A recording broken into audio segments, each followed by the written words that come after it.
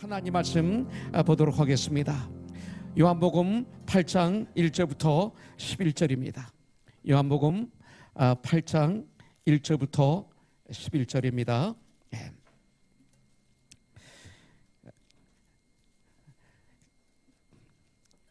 같이 봉독하죠. 처음부터 끝까지. 예수는 감난산으로 가시니라. 아침에 다시 성전으로 들어오시니 백성이 다 나오는지라 앉으사 그들을 가르치시더니 서기관들과 바리새인들이 음행 중에 잡힌 여자를 끌고 와서 가운데 세우고 예수께 말하되 선생이여 이 여자가 간음하다가 현장에서 잡혔나이다. 모세는 율법에 이러한 여자를 돌로 치려 명령하였거니와 선생은 어떻게 말하겠나이까? 그들이 이렇게 말하면 고발할 조건을 얻고자 하여 예수를 시험함이러라. 예수께서 몸을 굽히사 손가락으로 땅에 쓰시니 그들이 묻기를 마지 아니하는지라. 이에 일어나 이르시되 너희 중에 죄 없는 자가 먼저 돌로 치라 하시고 다시 몸을 굽혀 손가락으로 땅에 쓰시니 그들이 이 말씀을 듣고 양심의 가책을 느껴 어른으로 시작하여 젊은이까지 하나씩 나가고 오직 예수와 그 가운데 서는 여자만 남았더라. 예수께서 일어나사 여자 외에 아무도 없는 것을 보시고 이르시되 여자여 너를 고발하던 그들이 어디 있느냐? 너를 정죄한 자가 없느냐? 대답하되 주여 없나이다. 예수께서 이르시되 나도 너를 정죄하지 아니하노니 가서 다시는 죄를 범하지 말라 하시니라. 아멘. 오늘 말씀 지난 한 주간의 기초 중에 말씀을 골랐습니다. 그래서 오늘은 이 현장에서 간음하다 잡힌 이 여인의 스토리, 그래서 주님께서 마지막에 하신 말씀, 그 말씀을 가지고 주님의 음성을 듣는 그런 시간이 되기를 원합니다. 데일리 브레드, 이 큐티는 데일리 브레드, 날마다 먹는 떡, 양식. 그래서 우리가 육신에 위해서는 그 음식을 먹어야 되는 것처럼 우리는 하나님의 사람입니다. 영의 사람이기 때문에 영적인 음식을 날마다 먹어야 되죠. 그래서 주기도문에서는 일용할 양식을 줍시고에는 두 가지가 포함되어 있습니다. 육적인 양식, 영적인 양식입니다. 우리 크리스천들이 날마다 주님의 말씀을 묵상해야 됩니다. 그래서 복 있는 사람은 하나님의 말씀을 즐거워하여 그 말씀을 낮과 밤으로 묵상하는 자다. 이것을 저희들은 큐티라고 얘기합니다. 그래서 큐티는 지식 있는 자, 배운 자가 하는 게 아니라 주님을 영접한 사람들은 누구나 다 할 수 있습니다. 그래서 고린도전서 2장 14절의 말씀대로 육에 속한 사람은 세상에 속한 사람은 박사라도 공부를 아무리 많이 했어도 하나님 말씀을 알지도 못하고 깨닫지도 못한다고 그랬어요. 오히려 하나님 말씀을 어리석게 본다고 그랬죠. 하나님 말씀은 오직 영적 의로라야 분별한다고 성경은 우리에게 가르쳐주고 있습니다. 그렇기 때문에 여러분들 정말 주님을 사랑하신다면 이 큐티는 누구나 다 할 수가 있습니다. 큐티에 사무소 할 때 놀라운 역사가 일어납니다. 저는 이번에 한국 와서 참 많이 놀랐어요. 이것은 당연한 건데 이렇게 살아야 되는데 우리가 음식을 먹는 걸 당연하게 여기잖아요. 그리고 한 하루만 굶어도 우리는 견디지 못하고 그렇잖아요. 한 3일 굶으면 금식이 아닌 정말 큰일 나는 줄 알잖아요. 그런데 하나님 말씀은 여러분들 그렇게 생각하지 않을 수 있다는 거예요. 분명히 너희는 먼저 그 나라와 그 의를 구하라고 말씀하셨는데 그러면 이 모든 것을 너에게 더하신다고 하셨는데 이것을 이루지 못하는 것을 볼 수가 있죠. 그런데 한국에 가서 제가 잘하는 분들을 많이 만났어요. 이번에 목사님부터 시작해서 뭐 여러 직분을 받으신 분들 또 만났는데 제가 툭툭 질문합니다. 질문하지 않고 대화 속에 툭툭 큐티를 가지고 말씀을 나누는데 하나도 반응이 없어. 반응이 무반응이에요. 그럼 뭐예요? 그게 안 했다는 거지. 안고도 산다는 거죠. 이게 참 기적과 표적이에요. 하나님 말씀을 날마다 묵상하지 않고도 살 수 있는 걸 기적과 표적이라고 얘기할 수가 있어요. 여러분들은 그렇지 않죠? 제니퍼 자매님 괜찮죠? 며칠 전부터 큐티를 하나님의 말씀을 쭉 보면 주님은 명절 끝날 예루살렘 성전에 올라가셔서 무리들을 가르치십니다. 그리고 외치십니다. 근데 무엇을 외치세요? 특별히 요한복음은 나는 이다. 예수님께서 나는 이다가 아주 많아요. 특별히 6장 35절에 보니까 나는 생명의 떡이다 그랬어요. 떡은 하나님의 말씀입니다. 또 8장 12절에 보면 나는 세상의 빛이다. 또 10장 7절에 보면 나는 양의 문이다. 양, 쉽이 들어간 문, 나는 양의 문이다. 양은 바로 우리들을 이야기하고 있죠. 천국에 들어가는 문이 바로 예수님이세요. 그래서 나는 길이요 진리요 생명이니 이렇게 말씀하시는 거죠. 요한복음 3장 16절에서. 그다음에 10장 11절에 보니까 나는 선한 목자다. 아주 잘못된 목자 많이 있죠. 11장 25절에 보니까 나는 부활이요 생명이다. 또 요한복음 15장 1절 5절에 보면 나는 참 포도나무다. 또 5절에 보면 나는 포도나무다. 이렇게 주님은 우리에게 외치고 계시는 걸 볼 수가 있습니다. 세상에 외치고 계시는 걸 볼 수가 있습니다. 그런데 이 유대인의 명절, 그러니까 유대인의 명절 끝날 이 명절들은 유월절이나 무교절이나 초막절이나 이 모든 것은 예수님을 가리키는 거거든요. 예수님이 주인이거든요. 그러니까 명절 끝날 주님은 그렇게 외치시는 거예요. 내가 바로 주인이다 이 소리예요. 결국 자 요한복음 7장 37절부터 9절에 보면 명절 끝날 곧 큰 날에 예수께서 서서 외쳐 이르시되 누구든지 목마르면 내게로 와서 마시라. 인생에 목마릅니까? 고독합니까? 외롭습니까? 정말 절망 가운데 빠졌나요? 소망이 없나요? 캄캄한가요? 내게로 와서 마시라 그러십니다. 나를 믿는 자는 성경에 이른 것 같이 주님은 하나님이시지만 꼭 하나님 말씀을 구약의 말씀을 증거로 대십니다. 성경에 이른 것 같이 그 배에서 생수의 강이 흘러넘치리라. 그 심령에서 그의 삶에서 생수의 강이 흘러나오리라 하시니 이거에 대한 답이 나오죠. 39절에 보니까 이는 그를 믿는 자들이 받을 성령을 가리켜 말씀하신 것이라. 성령이 임하시면 이런 역사가 일어나는 거예요. 이걸 말씀하고 있습니다. 이렇게 말씀하신 건 뭐예요? 우리를 사랑하셨어요. 우리를 이렇게 사랑하시는데 이 유대인들, 바리새인들, 또 서기관들 이들은 성경을 아는 분들이에요. 예수님이 이 땅에 오셔서 얼마나 많은 기적과 비적을 일으키셨어요. 많은 환자를 고쳐주시고 물을 포도주로 되게 하시고, 그리고 주님이 하신 말씀 하나하나를 묵상하면 공경할 게 없어요. 다 옳은 말씀이기 때문에, 틀린 말씀을 한 것이 하나도 없기 때문에. 그런데 이 유대인들은 뭐라고 그래요? 그런 예수님을 향해서 귀신 들렸다 그래요. 귀신 들렸다. 그리고 말도 안 되는 공격을 합니다. 그리고 주님을 방해합니다. 그렇게 주님은 그런 것들을 받으셨지만 주님의 구원 사역은 절대 멈춰지지 않는 것을 볼 수가 있어요. 우리는 옳은 일이기 때문에, 그것이 옳기 때문에 바로 이 일을 하면 하나님께 영광이 되기 때문에 합니다. 하다가 어떤 공격이 오면, 어떤 어려움이 오면 수도볼 때가 많이 있죠. 세상도 그런 것 같아요. 소리 큰 사람이 이기죠. 저는 이 말을 참 좋아해요. 개가 짖는다고 기차가 수도하냐? 이 말을 아주 좋아해요. 개가 짖는다고 기차가 수도하면 그건 안 되죠. 절대 수도받아요. 근데 우리는 수도한단 말이죠. 주님은 절대 구원 사역을 멈추지 않으십니다. 또한 주님은 우리들에게 보여주시며 알려주십니다. 가르쳐주십니다. 그런 세상의 공격을 우리가 어떻게 이길 수 있는지를 가르쳐주시는데, 그것이 바로 오늘 말씀 1절부터 쭉 나오는 거예요. 자, 주님은 1절에 보니까 감난산으로 가셨다고 그랬어요.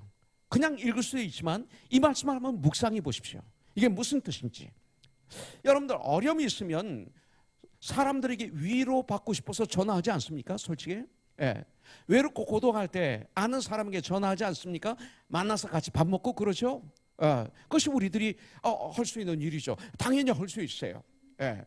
그리고 오병이의 기적을 일으켰을 때 장정 5천 명이 먹어도 12광줄에 그 빵을 차고도 넘치게 거뒀을 때, 그때 많은 무리들이 예수님을 왕으로 세우려고 그랬죠.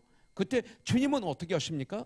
그들을 보내시고, 그리고 제자들을 한적한 곳에 와서 기도하게 하시고, 주님은 따로 기도하시죠. 이것이 바로 주님이십니다. 자, 그 얘기는 뭐냐면 주님은 감람산으로 가셨다 그랬어요. 감람산이 뭐예요? 바로 성경에 보면 항상 그곳에 가셔서 하나님 아버지와 아들 하나님이 대화하시는 장소가 감람산이었어요. 기도였습니다. 기도하러 감람산에 가신 거였습니다.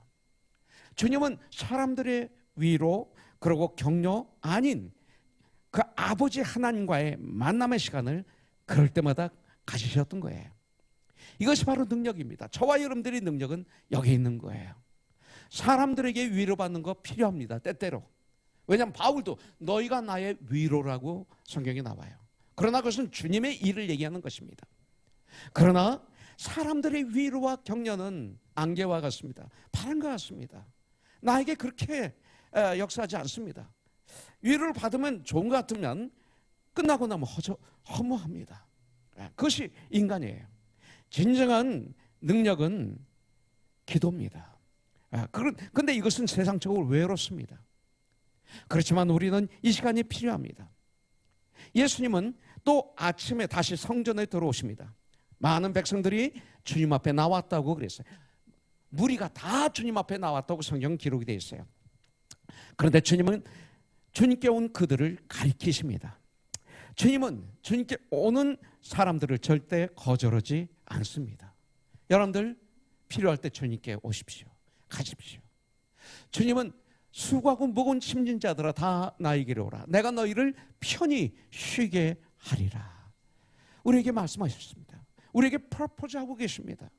그러면서 주님은 나 같은 자를 위해서 내 마음의 문을 지금도 두드리고 계십니다. 내가 문을 두드린다. 누구든지 내 음성을 듣고 네가 내 문을 열면 내가 너에게로 들어가 너와 더불어 먹고 너는 나와 더불어 먹으리라. 이것은 세상에게 외친 말씀이 아닙니다. 라오디아 교회에게 해주신 말씀입니다. 우리는 바로 그런 권세가 있습니다. 권리가 있습니다. 주님은 주님께 온 사람들을 거절하지 않습니다. 오늘 이 시간 예배 자리에 와 앉아있는 것만이 아니라 마음으로 주님께 오시는 이 시간이 되기를 주님의 이름으로 축복합니다. 그러면 주님은 분명히 하나님의 나라를 가르쳐 주시고 하나님의 나라의 비밀을 가르쳐 주실 줄 믿습니다. 여러분들 이렇게 많은 무리들이 주님 앞에 있었지만 그러나 이 바리새인들 서기관들 이 유대인들은 주님을 귀신 들렸다고 하고 미쳤다고 하고 배척을 합니다.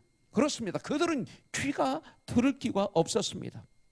성경은 말씀하고 있습니다. 주님은 진리를 선포하시고 꼭 뒤에 말씀하십니다. 들을 귀가 있는 자는 들을지어다. 이렇게 말씀하고 있습니다. 그런데 갑자기 한 무리가 예수님께 몰려오는 것을 볼 수가 있습니다. 그들은 누구예요? 바로 서기관들과 바리새인들이었습니다. 가늠하다 현장에서 잡힌 여인을 끌고 와 그 무리 가운데 세웁니다. 중심에 세웁니다.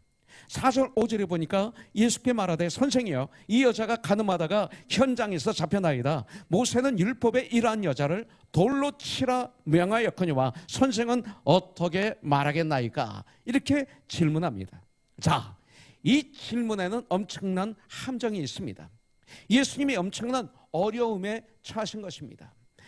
그들이 여인을 예수님께 데려온 것은 정말 주님께 가르침을 받으려고 데려온 거 아니죠. 성경에 보니까 주님을 고소하여 주님을 죽일 조건을 찾기 위해서 데리고 왔다고 성경에는 기록되어 있습니다. 이제 그들은 2중 3중으로 덫을 쳤기 때문에 이제 더 이상 예수님이 빠져나갈 수가 없다라고, 이제는 예수님을 잡을 수가 있다라고 그들은 굳게 믿고 있었을 것입니다. 왜냐하면 이런 질문에 예라고 해도 아니라고 해도 이제 잡히게 되는 것입니다. 그런데 가늠하다 현장에서 잡혔다면, 중요한 것은 가늠하다 현장에서 잡혔다면 여인만 데려오면 안 됩니다. 성경에 보면, 구약에 보면 여자와 남자를 같이 데려와야 됩니다. 여자와 남자도 잡혀와야 되는데 여기 남자는 없다는 것입니다. 이것은 뭐냐면 그들이 얼마나 간교한 자인지를 보여주고 있는 거죠. 그리고 이 재판이 잘못된 재판이라는 것을 보여주고 있는 장면입니다. 특별히 3절에 보면 바리새인들은 엄격한 유대인들입니다. 율법주의자들입니다. 바리새인들은 하나님 말씀을 통달하는 자들이라고 볼 수가 있습니다. 또 서기관들은 종교 지도자들입니다. 성경의 권위자들입니다. 그런 그들이 율법 조문을 몰라서 물으러 온 것은 절대로 아닙니다. 예수님을 잡아서 죽일 제목을 찾기 위해서 온 것을 우리가 알 수가 있죠. 자, 이들의 질문에는 두 가지 함정이 있습니다. 율법에는 가늠한 여자와 남자를 둘이 다 해요.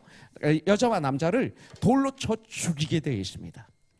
그러나 당시 로마법에는 어떤 사형 선고든지 로마 정부의 승인 없이는 사형 집행을 할 수 없게 되어 있습니다. 만일 예수님이 죽이라고 판결을 내린다면 로마법에 위배가 되는 거예요. 그래서 로마법을 들어서 예수님을 고발할 것이고, 죽이지 말라 한다면 하나님 말씀, 이 율법을 들어서 죽이려 하기로 결정을 한 것입니다. 자, 여인을 끌고 온 사람들 속으로 사람들은 분명히 그렇게 믿었을 거예요. 우리가 이제 됐다, 이제 예수는 끝이다, 우리가 승리했다, 이렇게 확신했을 것입니다. 그런데 보십시오, 덫에 걸린 것은 예수님이 아니라 바로 그들이 된 것을 알 수가 있어요. 자기 독해 자기 발등을 찍었다, 이 속담이 바로 이런 말이 아닐까요? 그들은 모든 것들이 자신들을 위해 존재하는 것처럼 행동합니다. 이 땅에는 모든 것들이 나를 위해서 존재한다 이거예요. 이렇게 행동을 합니다. 그들은 이 율법을 이용해서, 구약 말씀을 이용해서 자신들이 원하는 것들을 이루려 하고 있습니다. 우리도 깨어있지 않으면 하나님 말씀을 이용해서 내가 원하는 걸 이루려고 하는 경향이 우리 안에 있습니다. 그렇기 때문에 우리의 기도 중에 많은 기도가 하나님 말씀을 이용해서, 기도를 하는 것을 이용해서 내가 원하는 걸 이루려고 하는 경향이 있다는 거죠. 깨어있지 않으면. 아주 무서운 함정입니다. 자, 그들은 항상 자기들은 옳지만 다른 사람들은 다 틀리다고 믿었습니다. 이것이 바로 그들의 특징입니다. 그런데 이것이 그들의 특징만이 아니라 죄를 지고 이 땅에 온 모든 사람들의 특징입니다. 그래서 깨있지 않으면 저와 여러분들이 이 함정에 빠질 수가 있는 것이죠. 자, 이 땅에서 가장 불쌍한 사람이 누구예요? 가장 불행한 사람이 누굴까요? 성경을 묵상하다 보면 이렇게 얘기할 수가 있어요. 그리고 오늘 말씀을 통해서 보면 자신이 어떤 존재인지 모르고 살아가고 있는 사람들, 내가 어떤 존재인지 모르고 그냥 살아가고 있는 사람들, 이 사람이 불행한 사람들입니다. 여러분들, 이 땅을 살아가는 목적을 아는 사람들이 행복한 사람입니다. 진리를 안다고 하면서도, 예수님을 정확하게 안다고 하면서도 사실은 진리가 무엇인지 모르는 사람, 참 불행한 사람입니다. 다른 사람이 잘 되는 것을 죽어도 못 보는 사람은 참 불행한 사람입니다. 여러분들은 어떠세요? 내 주의 형제자매들, 특별히 오늘 제시카가 찰러를 했는데, 우리 제시카가 그 스탠퍼드에 들어갔어요. 아마 장학금을 받는 걸로 알고 있어요. 같이 박수치고 그러고 기뻐할 수 있습니까? 그렇지 않으면 갑자기 내 아이를 보면서 내 아이가 미워지고, 그러고 갑자기 마음이 우울해지고 기분 나쁘고, 제시카를 보면 고연히 믿고 그렇습니까? 지난번에 우리 성준 형제 딸 누구죠? 우리 예지가 지니어스 대회에서 계속 올라갔어요. 전 미국의 청소년들 지니어스 대회가 TV에 있었는데 프로그램이 계속 올라가는 거예요. 근데 저한테 성준 형제 찾아왔어요. 교회는 말하지 마세요. 그래서 왜? 그랬더니 머리 긁으면서 그게 은혜가 되고 더 왜 얘기 안 해야지. 해서 같이 기뻐해야지. 그리고 시기 질투가 있으면 그거와 전쟁시켜야지. 예, 시기 질투가 있는데 그거 피해서 가. 그러면 교회 아니야. 그거 아니야. 교회는 스스로 하는 게 교회야. 그럴 때 내가 시기 질투가 있구나. 이거 어떡하지? 기도하고 회개하면서 주님의 능력을 받아서 시기 질투가 변해서 축복으로 바뀌는 게 교회야. 이거 해야 돼. 그래서 그때 발표해버렸죠. 그리고 같이 막 기도했죠. 보라고 그랬죠. 그랬더니 마지막 최종 2명이 올라갔는데 그 중에 하나가 예지가 됐어요. 그래서 속으로 저는 떨어져라 그랬어요. 여기까지만 해. enough. 거기까지 올라가면 예지 잘못하면 버려요. 경인자매 우리 성준 형제 예지 여기서 떨어져야 돼. 그런데 떨어졌어요. 그래서 2등이 됐어요. 1등, 2등이 있는데 1등을 손으로 뒀는데 예지가 아니라 인도 아메리카 인도 미국인이 됐어요. 그래서 얼마나 전 기뻤는지 몰라요. 이거 enough. 그러면서 우리 같이 트로피가 뭐 이만한 게 있어서 가지고 와라 그래서 예배 시간에 박수 쳐주고 기도해주고, 그리고 중등부에 가서 이거 하나씩 그 대신 다 선생님한테 한 명씩 다 들고 앞에 나와서 찍게 해. 그래서 한 명씩 들고 다 찍고 마지막에 중간에 거 같이 찍고, 그러면서 스트로크를 하면서 승리할 수 있도록 이렇게 도와주는 그런 시간을 가졌던 것을 기억해요. 여러분들 거기서 승리해야 돼요. 그렇지 않으면 이것은 너무나 불쌍한 사람들이에요. 여러분들 다른 사람의 흠이나 찾으려고 하는 사람들 너무나 불쌍한 사람이에요. 특별히 여인을 끌고 온 서기관들과 바리새인들은 너무나 불행한 불쌍한 사람들이었습니다. 하나님 말씀을 묵상하고 하나님을 잘 섬기는 일에 자신들의 시간과 모든 것을 다 바쳐도 부족한데, 하나님을 제일 잘 섬긴다고 자부하는 그들이 하는 짓은 정말 예수님을 잡는데 한마음이 되어서 모든 것을 다 동원해서 메시아이신 구원자이신 그 예수님을 잡아 죽이려고 하는 것입니다. 여러분들 이것은 바로 겉으로는 아름다운 아이고요. 하나님을 믿는 것 같으나 겉으로는 그 속에는 더러움이 가득 찬 모습이 바로 이런 모습이죠. 마태복음 23장 23절에 보면 이런 말씀이 있어요. 화 있을진저 외식하는 서기관들과 바리새인들이여, 너희가 박하와 해양과 근처의 11조는 들이되 율법에 더 중요한 바 정의와 국률과 믿음의 11조는 버렸도다. 그러나 이것도 행하고 저것도 버리지 말아야 할지니라. 성경이 이렇게 말씀하고 있어요. 얼마나 더 중요하면, 이 말씀이 중요하면 27절에 다시 반복하십니다. 화 있을진저 외식하는 서기관들과 바리새인들이여, 해칠한 부등 같으니 겉으로는 아름답게 보이나 그 안에는 죽은 사람의 뼈와 모든 더러운 것이 가득하도다. 이렇게 말씀하고 있는 거예요. 이 말씀을 통해서 보면 우리 주님이 가장 싫어하는 게 뭐예요? 주님이 싫어하시는 것은 외식이에요. 겉과 속이 다른 것을 너무나 싫어하시는 걸 볼 수가 있어요. 여러분들 비록 죄를 범한 여인이지만, 여러분들 이 여인을 예수님을 고소하여 죽이려 하는 도구로 사용하는 잔인한 사람들이 바로 이분들이에요. 여러분들 깨어있지 않으면 우리가 이런 잔인한 사람이 될 수가 있어요. 그런데 주님은 어떻게 이 무서운 함정을 통과하시면서 오히려 축복의 도구로 사용하셨는가, 이걸 우리가 이제 알아야 돼요. 자, 예수님의 방법, 이런 어려운 함정을 축복으로 바뀌는 방법, 주님의 방법. 자, 지금 주님은 이럴 수도 저럴 수도 없는 위험한 순간에 계십니다. 이 가늠한 여인, 당시 가늠한 여인은 돌에 맞아 죽는 시대였습니다. 여인의 걸어온 삶의 과정은 성경에 정확하게 설명을 안 해서 잘 모릅니다. 아마 이분은 몸을 팔 수밖에 없는 절망적 환경의 삶을 살았던 것 같습니다. 몸마저 팔아야 하는, 그래서 살 수 있는, 그래서밖에 살 수 없는 창녀의 삶이었을지도 모르겠습니다. 자기 자신의 인생의 희망을, 소망을 모두 포기해버린 그런 불쌍한 여인이었습니다. 이 여인은 바로 예수님이 필요한 사람이었죠. 왜? 다른 것으로서는 해결할 수가 없는 겁니다. 예수님이 필요한 사람이었어요.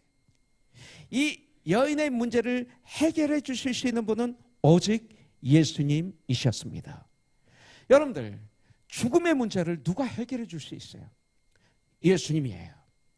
이것을 믿으면 믿는 자고 믿지 않으면 불신자예요. 믿지 않은 이유는 뭐예요? 내가 배운 가짜난 지식 때문에 그런 거 아니에요? 네. 그 틀리기도 하고 맞기도 하는 진리가 아닌 매번마다 바뀌는 그런 지식 때문에 지식의 감옥에 갇혀서 이것을 믿지 못하는 거 아닙니까? 네.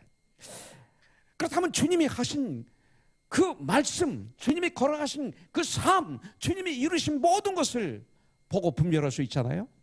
오히려 세상 사람들은 우리 예수님을 성인이라고 인정을 하는데 우리는 교회 나오면서 믿지 못한 분도 때때로 있지 않을까요? 이것을 우리가 한번 생각해 볼 필요가 있어요. 예수님만이 죽음의 문제를, 예수님만이 죄의 문제를 해결해 주실 수 있는 분이기 때문에 이 여인은 예수님이 필요한 거예요. 그리고 일어나 말씀하십니다. 자, 예수님이 필요한 사람인데 그때 어떻게 해요? 바로 그 바리새인들과 서기관들의 그 아주 교묘한 질문에 주님은 즉시 말씀을 나누시는 것이 아니라 몸을 굽히셔서 손가락으로 땅에 글씨를 쓰셨습니다. 그리고 조금 있다가 일어나서 이제 말씀하시는 거죠. 6절부터 8절에 보면 그들이 이렇게 말하면 고발할 조건을 얻고자 하여 예수를 시험함이라. 예수께서 몸을 굽히사 손가락으로 땅에 쓰시니 그들이 묻기를 맞이 아니하는지라. 이에 일어나 이르시되 너희 중에 죄 없는 자가 먼저 돌로 치라 하시고 다시 몸을 굽혀 손가락으로 땅에 쓰시니 이렇게 말씀하고 있습니다.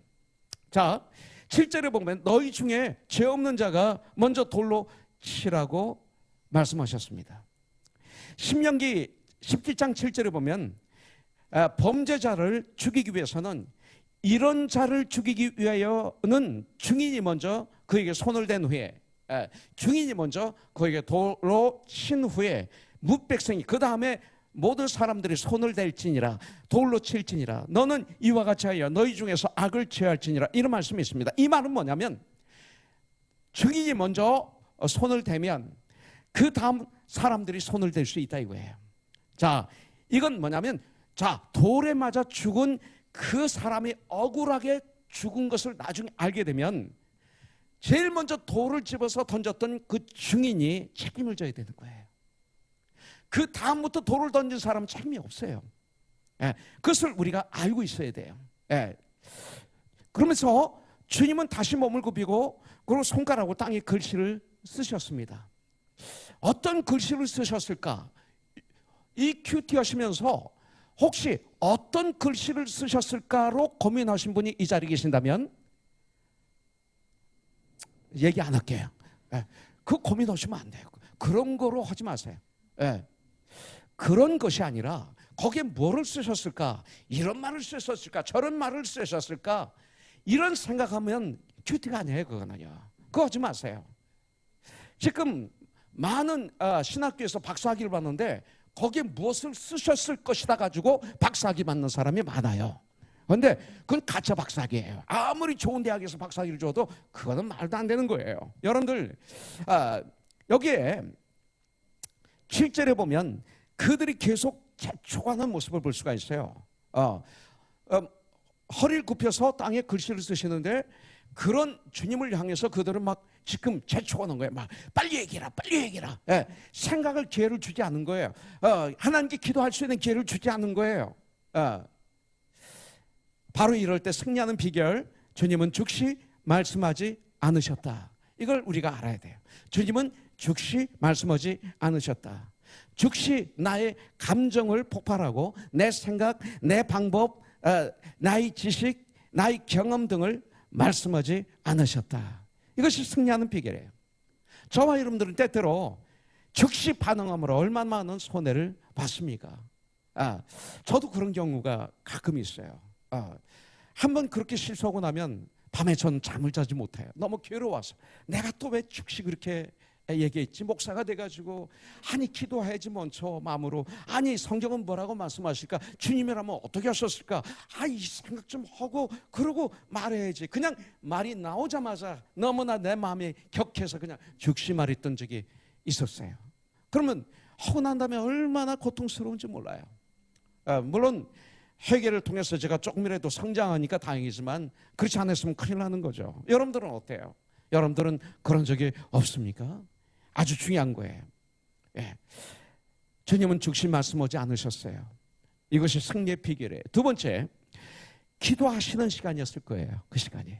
기도하시는 시간. 우리들은 말하기 전 기도해야 할 시간이 필요한 거예요. 저와 여러분들이.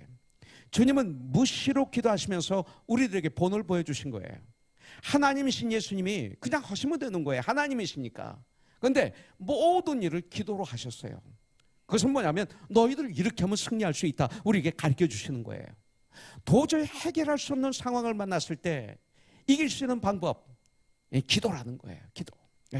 여러분들 그렇기 때문에 우리 주님은 마태복음 26장에 보면 예수님이 마지막 체포당하시고 고난을 당하시고 수모를 당하시고 십자가 달려 그 서론 앞에 채찍에 맞으시고 가시면류관을 쓰시고 얼마나 고통스러워요. 인간이 이건 겪을 수 없는 고통에 아무 죄도 없으신 예수님이 나를 위해서 나를 너무나 사랑하시기 때문에 겪은 고통 수치 아닙니까? 그리고 십자가 달려 양팔의 못 양발의 못 그리고 머리 가시관 옆에 창으로 깊이 찔려서 물과 피를 다 쏟으시고 죽으시는 예수님, 그 고통, 그리고 3일 만에 부활하시는 예수님, 바로 이 엄청난 이 땅에 오신 마지막 구원을 이루는 이 마지막 사역을 감당하시기 전에 주님은 겟세마네 동산에서 피땀을 흘리면서 기도하셨잖아요.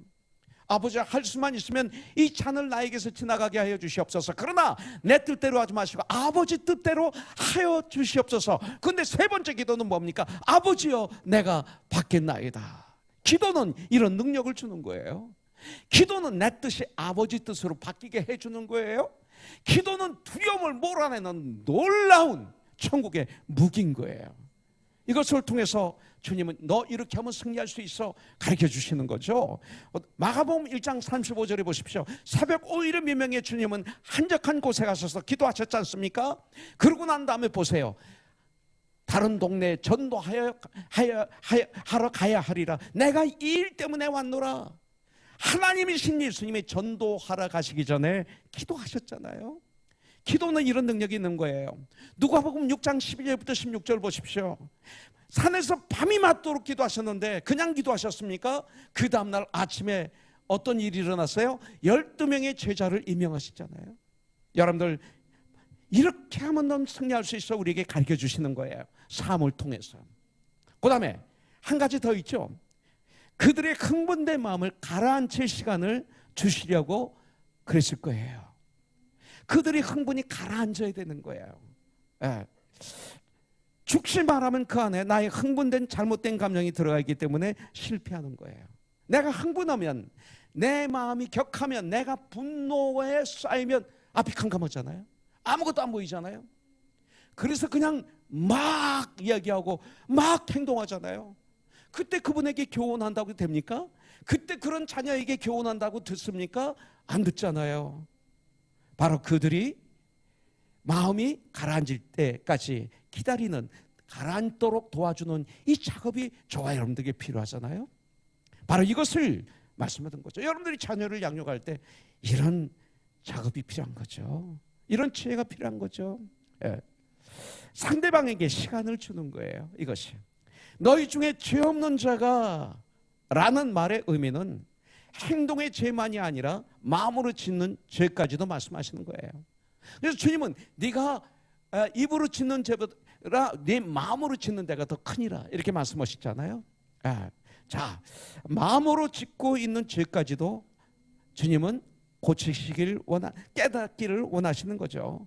예수님의 말씀을 듣고 사람들은 양심의 가책을 느끼게 됩니다. 그리고 바리새인들과 서기관들은 물론 군중들까지 정죄의 돌멩이들을 버리고 하나씩 둘씩 자리를 뜨기 시작합니다. 여러분들, 이제 예수님과 여인만 남게 된 거예요.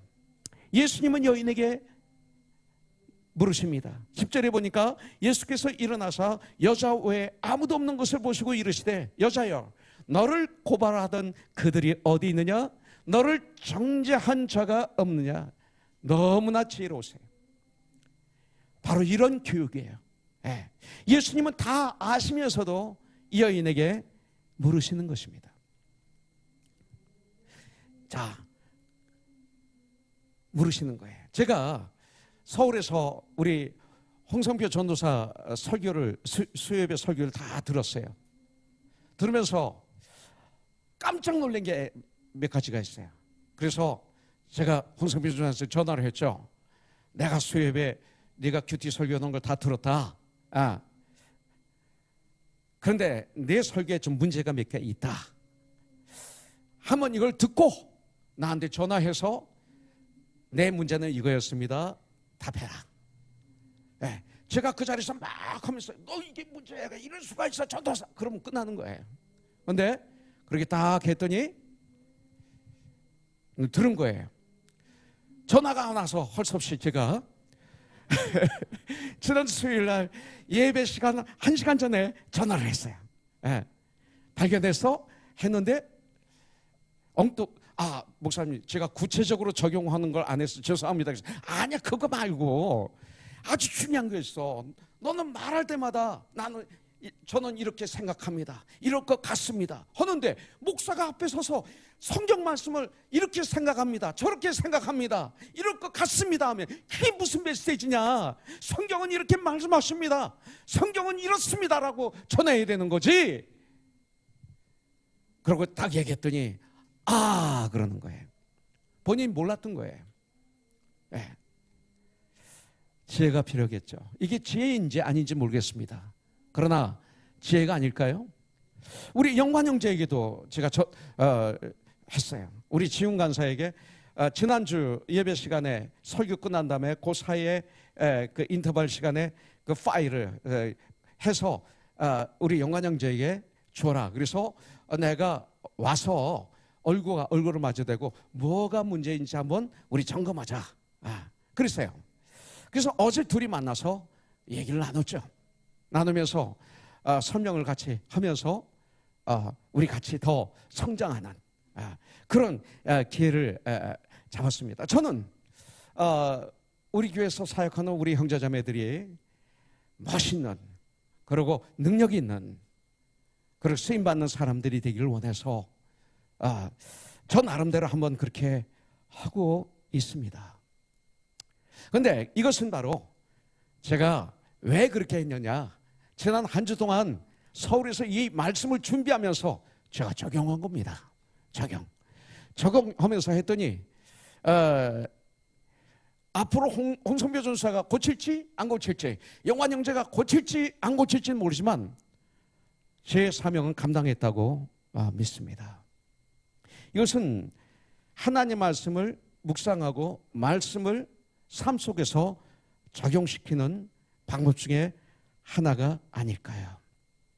자, 그렇기 때문에 예수님이 다 알면서도 이 여인에게 물었어요. 그 이유는 뭐냐면 스스로 사방을 둘러보고 확인함으로써 이 여인, 가만히 보세요. 지금 이 여인이 마음이 어떨까요? 가는 마다 현장에서 잡혔을 때 얼마나 놀랐을까요? 난 이제 끝났구나. 하늘이 무너지는 것 같았겠죠. 앞이 캄캄했겠죠. 돌에 맞아 죽을 생각하니까 얼마나 두렵고 떨리고 무서웠겠습니까? 그런 상태에서 지금 떨고 있는 거예요. 지금 현재까지도 제가 보기에는 떨고 있는 거예요. 그런데 그 여인에게 이렇게 질문하시는 거예요. 그래서 눈을 뜨고 사방을 둘러보니까 아무도 없어요. 아무도 없어요. 그러니까 주여 없나이다 이렇게 된 거예요. 그 순간 뭐가 있었을까요? 그 공포가 물러가고 두려움이 물러가고 평화가 임했겠죠. 그 여인의 심령에 평화가, 은혜가 임하게 도와주시는 주님의 지혜를 여기서 볼 수가 있는 거죠. 그러면서 11절에 대답하되 주여 없나이다. 예수께서 이르시되 나도 너를 정죄하지 아니하노니 가서 다시는 죄를 범하지 말라 이렇게 말씀하십니다. 사람들은 이 여인을 비판하고 정죄했지만 예수님은 이 여인을 용서하시고 회복시켜 주십니다. 죄를 시인하면, 인정하면 성경은 하나님은 용서하십니다. 용서함을 받는 유일한 비결은 죄를 시인하는 것입니다. 이 여인은 이미 죄를 시인한 거예요. 예. 자, 서기관들 바리새인들은 죄를 감추었습니다. 자기를 의인인 척했습니다. 예. 그래서 정죄함이 있는 거예요, 그들에게. 그 이후에 그 여인의 삶에 놀라운 변화가 일어났어요. 성경에 써 있지 않지만 하나님 말씀을 계속 묵상해 보면 많은 믿음의 선배들은 요한복음 12장에 나오는 예수님의 발에 300데나리온이 넘는 값비싼 향유를 부으며 우리 주님의 십자가의 죽으심을 준비했던 이 마리아가 바로 이 여인일 것이라고 추측을 합니다. 변화된 거죠. 이것이 크리스천이에요. 그렇다면 이제 하나 더 보도 끝내도록 하겠습니다. 참된 용서, 참된 변화가 있으려면 어떻게 해야 되는가 이거예요. 이제 예. 자, 하나님의 말씀이 하나님의 양심입니다. 이 말씀에 나를 비춰보면, 나의 양심을 비춰보면 우리 모두는 가늠하다 현장에서 잡힌 이 여인처럼 돌에 맞아 죽을 수밖에 없는 죄인이라는 걸 절실하게 알게 됩니다. 아, 나는 죄인이 아니라고요? 그렇지 않아요. 아기가 생명이 갓 태어나면 얼마나 이뻐요. 천사 같잖아요. 아무 죄도 없는 것처럼 눈에 보이잖아요. 그러나 그 아기들이 죄가 없습니까? 엄청난 죄인이죠. 이 아기들은 남을 배려하지 않아요. 남의 관심이 없어요. 자기밖에 몰라요. 엄마가 아무리 죽어가도 상관없어요. 이게 아기예요. 아기는 자기밖에 모르는 거예요. 자기만 먹어요. 남을 줄 줄을 몰라요. 그렇게 얼굴은 천사 같은데 이쁜데, 그런데 그를 안을 들여다보면 죄악 덩어리인 것을 우리는 알죠. 그 모든 인간은 죄인으로 태어난다는 걸 우리는 아는 거죠.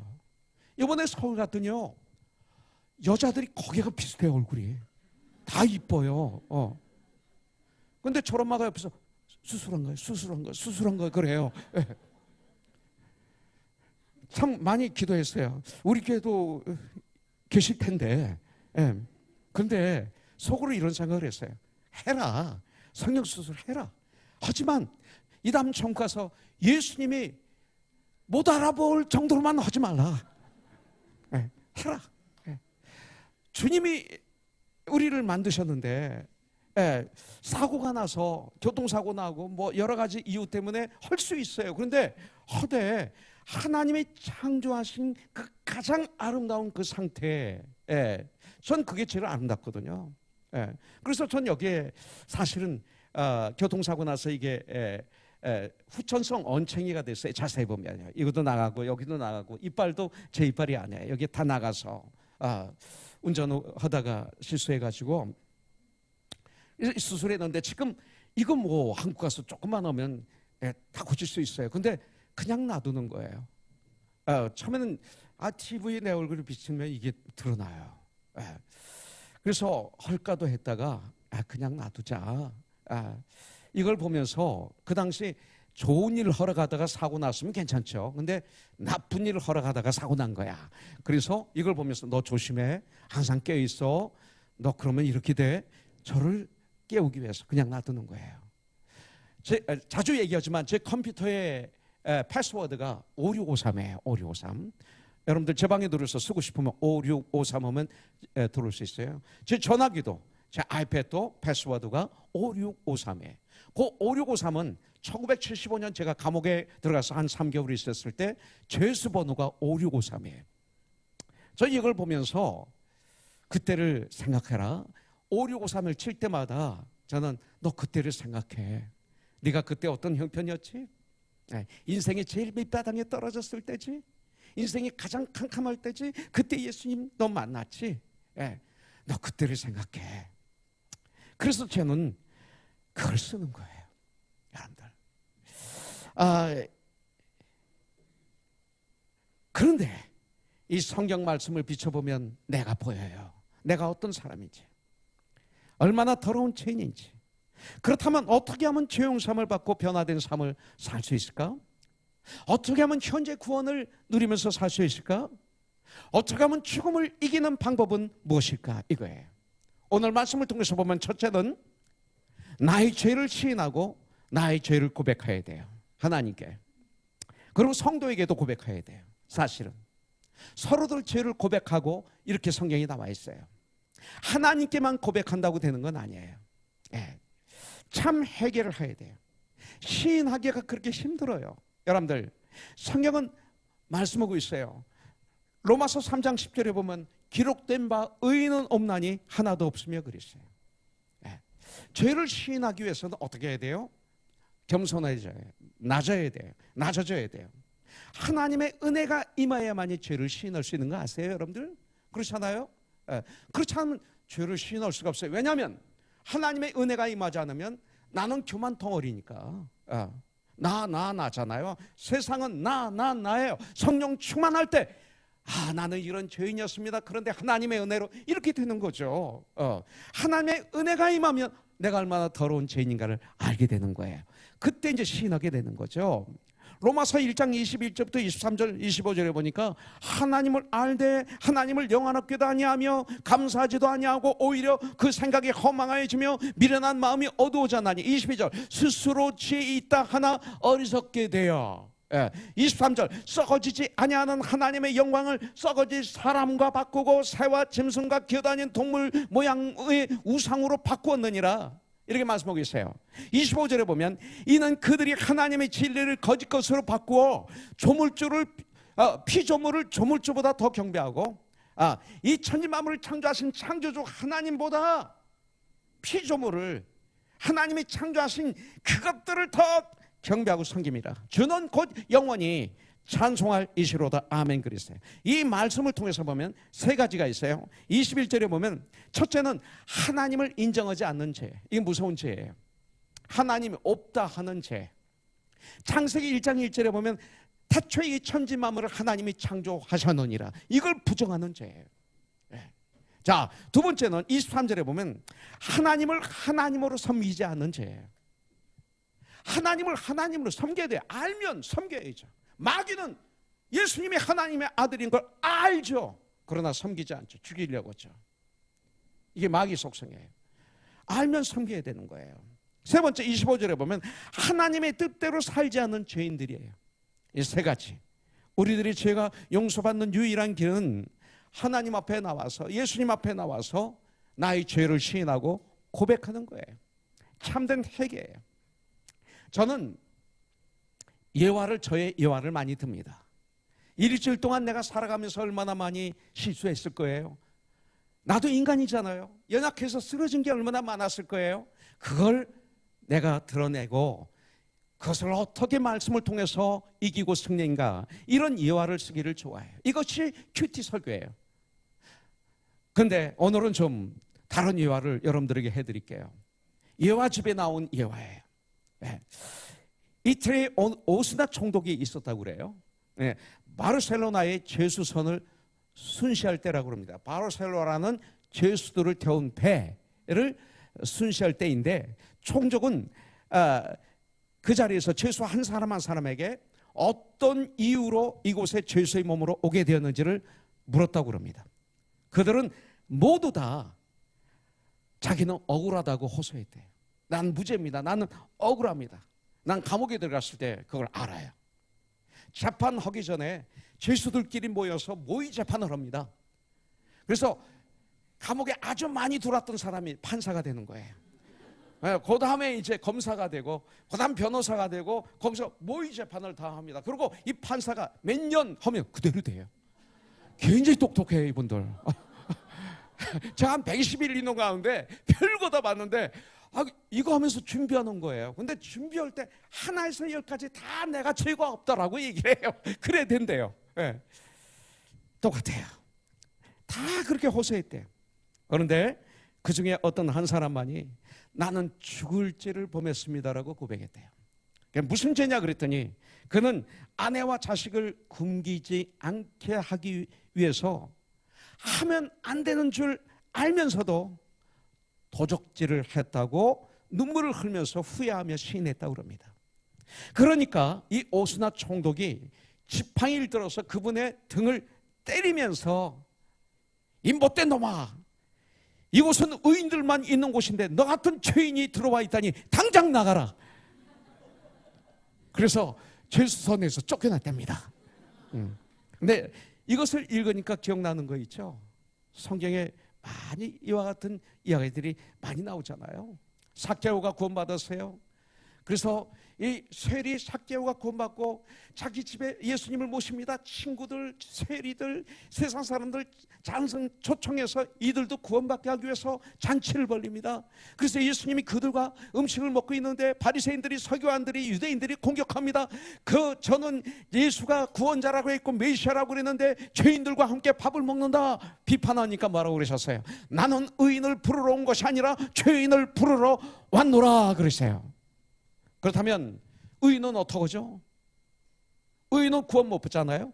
그런데 의인이 없는 거예요. 세상은 모두 다 죄인인 거예요. 그런데 그들은 자기가 의인이라고 생각하기 때문에 너희들은 구원받지 못해 이 소리예요. 네. 똑같은 얘기입니다. 자, 두 번째, 회개를 하고 난 다음에는 두 번째는 주님의 용서해 주심을 받아들여야 됩니다. 주님의. 자, 예수님께서 내 죄를 용서해 주시기 위해서 십자가에서 피를 흘려 죽으셨음을 믿어야 돼요. 그리고 그 다음 마음의 문을 열고 하나님의 사랑과 용서를 받아들여야 되는 거죠. 이것을 로마서 10장 9절부터 10절에서는 내가 만일 내 입으로 예수를 주로 시인하며 또 하나님께서 그를 죽은 자 가운데서 살리신 것을 내 마음에 믿으면 구원을 받으리라. 사람이 마음으로 믿어 의에 이르고 입으로 시인하여 구원을 받으리라. 구원에 이르느니라. 이렇게 성경은 우리에게 가르쳐주고 있어요.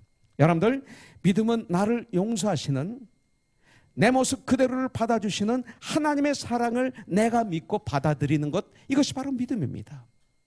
오늘 예수님이 나를 향하신 하나님의 사랑의 용서와 사랑을 받아들이는 복된 시간이 되길 주님의 이름으로 축복합니다. 자, 세 번째, 용서함을 받은 후에는 이제 새로운 삶을 시작해야 됩니다. New life. 11절에 보니까 나도 너를 정죄하지 아니하노니 가서 다시는 죄를 범하지 말라 그랬어요. 가서 그랬어요. Go. 예수님은 이 여자에게 Go 떠나라고 말씀하십니다. 이 재판정을 떠나라는 거예요. 죄를 떠나라는 거예요. 삶의 현장으로 돌아가라는 거예요. 이제 예수 그리스도를 믿고 십자가의 보혈로 죄 용서함을 받은 사람들은 새로운 삶을 살아, 거듭난 삶을 살아야 된다라고 알려주시는 거죠. 진정 구원받은 사람은, 하나님의 은혜를 진정 마음으로 경험한 사람은 이제 더 이상 함부로 죄를 지을 수가 없어요. 하나님을 두려워하고 죄 짓는 것을 두려워하는 삶을 살게 돼요. 죄 짓는 것이 이제는 두려워요. 하나님을 경외하는 삶을 살고 싶어요. 그래서 전쟁을 하는 거예요. 왜? 죄의 고통을 경험해 봤기 때문에. 죄의 고통을 경험해 봤기 때문에 그래요. 그것이 얼마나 고통스럽고 저주인 줄 알기 때문에. 여러분들, 결단하면 이런 삶을 살 수 있도록 주님은 도와주세요. 그래서 이제 더 이상 함부로 남을 비판하고 정죄하지 않아요. 왜냐하면 내가 더 큰 죄인이었는데 누구를 내가 비판하고 정죄합니까? 이것이 바로 사도행전 2장 30절부터 38절이에요. 성령 충만함을 받은 베드로가 비판하는 유대인들에게 복음을 증거하죠. 그때 어떻게 됩니까? 그 중에 많은 유대인들이 벌벌 떨면서 마음에 찔려서 베드로와 다른 사도들에게 말하기를, 형제들아 우리가 어찌할꼬 어떻게 하면 구원을 받을 수 있느냐 이렇게 물어봅니다. 38절에서 베드로가 이르되 너희가 회개하여 각각 예수 그리스도의 이름으로 침례를 받고 죄 용서함을 받아라. 그리하면 성령을 선물로 받으리라. 성령을 선물로 우리에게 주시는 거예요. 그래서 성령의 역사로 우리가 승리할 수 있도록 주님은 도와주시는 거죠. 그래서 마태복음 28장 20절에 볼지어다 내가 세상 끝날까지 너와 항상 함께 있으리라. 주님이 우리에게 지상명령을 하신 다음에 네가 가서 그 일을 해. 그런데 내 힘으로는 못해. 내가 너와 함께 할 거야. 내가 너를 도와줄 거야. 주님은 우리를 도와주세요. 오늘 이 시간 새로운 변화의 시간이 되길 원합니다. 그래서 이 시간 우리는 나 자신부터 고치는 시간이 되길 원합니다. 다른 사람을 보기 전에 먼저 나. 여러분들 바리새인과 서기관들은 이른 아침부터 예수님을 어떻게 해서라도 잡아 죽이려 열심을 내고 있었어요. 비록 죄를 범한 여인이지만 사람을 짐승처럼 끌고 다녔어요. 그들은 자신들의 죄는 보지 않고 남을 정죄하고 죽이는 데만 열중했어요. 남의 죄가 보이십니까? 그렇다면 먼저 내 자신의 죄를 보시고 남의 죄를 보세요. 남을 고치고 싶습니까? 우리는 이웃을 서로들 도와줘야 돼요. 이거 당연해요. 그런데 먼저 나 자신을 고치세요. 내 자신의 눈에 있는 들불을 뽑으세요. 나 자신을 먼저 주 안에서 사랑해야 됩니다. 그래야 이웃을 사랑할 수 있어요. 이것이 one soul to one soul입니다. 방탄소년단들이 유엔에서 한 연설이 히트를 쳤어요. 그 연설이 뭐예요? 여러분 자신을 사랑하십시오. 이게 성경이에요. 주님이 우리에게 말씀하셨어요. 이걸 이용했더니 히트를 친 거예요. 누구 아이디인지는 모르지만 그들은 하나님 말씀을 사용했어요. 여러분들 자신을 사랑하십시오. 나를 사랑하면 이웃을 사랑할 수가 있어요. 내가 주님 앞에 바로 서면 이웃 사람들을 주님 앞에 바로 세울 수가 있어요. 여러분들 내가 열심히 예수님을 닮아간다면 세상은 분명히 달라질 거예요. 주님은 가늠하다 붙잡혀온 여인을 정죄하지 않으셨어요.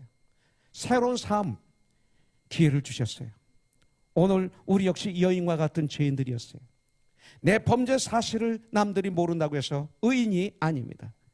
내가 세상 법정에 서지 않았다고 떳떳한 게 아닙니다. 속으로는 가늠한 여인보다도 더 더러운 것이 나일 수 있습니다. 그들 너희 중에 죄 없는 자가 먼저 돌로 치라는 말씀에 한 명씩 떠났습니다. 그런데 그들은 그들의 축복의 기회를 놓친 겁니다. 그냥 떠난 것입니다. 그들이 떠났습니다. 잘 들으세요. 그들이 안고 있는 골질적인 문제가 그냥 떠나는 것입니다. 거기서 그들이 잘못된 줄 알았으면 잘못을 고쳐야죠. 시인하야죠. 누가 불쌍한 사람들이에요? 치욕스러운 모습으로 끌려간 여인입니까? 아닙니다. 이 여인은 처참한 모습으로 끌려오긴 하셨지만 축복을 받은 여인이에요. 구원받았어요. 이 여인이 예수님에게로 끌려왔기 때문에 정죄를 당하지 않았던 것입니다. 영생을 얻고 born again 다시 살아날 수 있었습니다. 여러분들 그들은 예수님을 잡아 죽이기 위해서 가늠하다 현장에서 잡힌 이 불쌍한 여인을 이용했었지만 오히려 이 여인을 구원시키는 일에 자기들도 모르는 사이에 쓰임받고 그들은 오히려 저주를 받았어요. 이들도 쓰임받을 수 있었어요. 회개하고 예수를 믿고 새로운 삶을 살 수 있는 기회를 놓친 거예요. 우리 주님 인간적으로는 도저히 해결할 수 없는 함정에 빠지셨어요. 그러나 오히려 그들을 물리쳤을 뿐 아니라 불쌍한 한 여인을 구원하셨어요. 오히려 이 사건이 주님이 이 땅에 오신 목적을 이루게 하신 거예요. 오늘날 우리들에게 파도처럼 몰려오는 고난과 환난과 어려움과 핍박과 질병 등에 지지 않기를 주님의 이름으로 축복합니다. 그때 불평하지 마십시오. 그 대신 주님처럼 몸을 굽히십시오. 그리고 무릎을 꿇으십시오. 죽지 말하지 말고 잠시 기다리십시오. 주님의 음성을, 주님의 뜻을, 그리고 주님의 방법으로 한 발 한 발 천국을 향해서 heaven bound 우리가 걸어간다면 우리는 더욱 믿음이 깊어질 것이고 문제는 주님의 시간에 해결될 것이고 오히려 그 사건으로 인해서 오히려 구원의 역사가 일어나게 되는 참 주의 일꾼이 될 줄 믿습니다.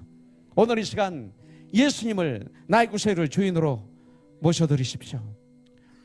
하나님은 예수님의 십자가를 통해서 이 말은 뭐 예수님의 사랑을 통해서 이 소리예요. 예수님의 십자가의 보혈을 통해서 이 말은 예수님의 그 크신 사랑으로 말미암아 이 소리입니다. 우리를 용서하십니다. 이제 주님을 영접했다면 죄의 습관에서 바로 지금 떠나야 돼요. 보라 주님이 구원의 시간이에요. Right now is the time. 마귀의 작전은 용서까지만 설교하게 합니다. 용서함을 받았다, 여기까지만. 그 다음 가서 다시는 죄를 범하지 말라는 강조를 못하게 하는 것입니다. 많은 강조를 못하게 하는 것입니다. 만일 설교를 하는데 여인이 용서함을 받았다까지만 한다면 문제가 있는 것입니다. 가장 중요한 단어 중에 하나는 가서 다시는 죄를 범하지 말라, 이것입니다. 이걸 전하지 않았기 때문에 교회는 사랑의 교회, 사랑하는 곳이야, 은혜가 있는 곳이야, 그러면서 점점 타락한 것입니다. 교회들이 베데스다 연못가에서 38년 동안 병에 시달리던 자를 고쳐주셨어요. 나중 성전에서 다시 만났습니다. 그때 뭐라고 말씀하셨어요? 보라, 내가 나았으니 더 심한 것이 생기지 않게 다시는 죄를 범하지 말라. 죄 범하면 더 심한 병이 생겨, 이 소리예요. 가나마다 현장에서 잡힌 이 여인을 용서해 주시면서 11절에 보니까 나도 너를 정죄하지 아니하노니 가서 다시는 죄를 범하지 말라. 그 삶 속에 가서 용서받은 우리들, 회복된 우리들, 이 말씀이 너무나 중요합니다. 오늘 이 시간 육신의 질병에서 회복되는 시간이 되기를 주님의 이름으로 축복합니다. 경제적으로도 주 안에서 회복되기를 축복합니다. 나의 믿음도 이 시간 회복되기를 주님의 이름으로 축복합니다. 네, 그 다음 Go from now on sin no more. 가서 다시는 죄를 범하지 말라. 각인시키시기를 바라겠습니다. 그 다음에 12절에 보니까 예수께서 또 말씀하여 이르시되 나는 세상의 빛이니 나를 따르는 자는 어둠에 다니지 아니하고 생명의 빛을 얻으리라. 바로 이어서 선포하시는 겁니다. 생명의 빛을 얻으리라. 기도하겠습니다. 하나님 아버지, 감사합니다. 가나마다 현장에서 잡힌 여인을 통해서 주님의 음성을 듣게 해주시니 너무나 감사합니다. 오 주님, 저희들 이제 알았습니다. 철저한 회개를 통해서 주님의 그 나의 더러운 죄를 흰눈같이 양철같이 희게 찢어주시고 주님이 용서해 주심을 내가 뜨겁게 받아들임으로 거듭나서 이제 우리가 세상에 나가는데 가서 다시는 똑같은 죄를 반복하지 말라. 주님의 은성을 받았습니다. 우리 인간의 힘으로는 가서 똑같은 죄를 반복할 수밖에 없는 인간이지만 오직 성령이 너에게 임하시면 권능을 받고 주님이 나에게 임하심으로 말미암아 성령님의 도우심으로 우리는 삶의 현장에서 승리할 수 있는 것을 알게 되었습니다. 주님, 역사하여 주셔서 이 한 주간도 세상의 빛과 소금의 직분을 감당하는 멋있는 천국의 군사들 되게 하여 주시옵소서. 예수님의 이름으로 기도합니다. 아멘. 아버지 사랑 내가 노래해, 아버지 은혜 내가 노래해. 그 사랑 변함없으신 거짓없으신 성실하신 그 사랑. 상한 갈 때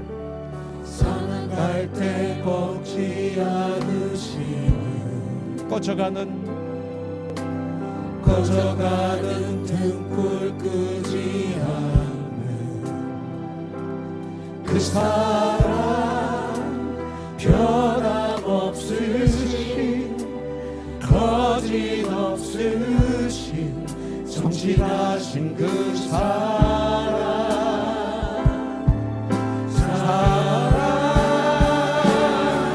그 사랑 날 위해 주신, 날 위해 다시 사신 예수 그리스도, 다시 오실 그 사랑. 죽음도 생명도 천사도 하늘의 어떤 권세도 끊을 수 없는 영원한 사랑, 영원한 그 사랑에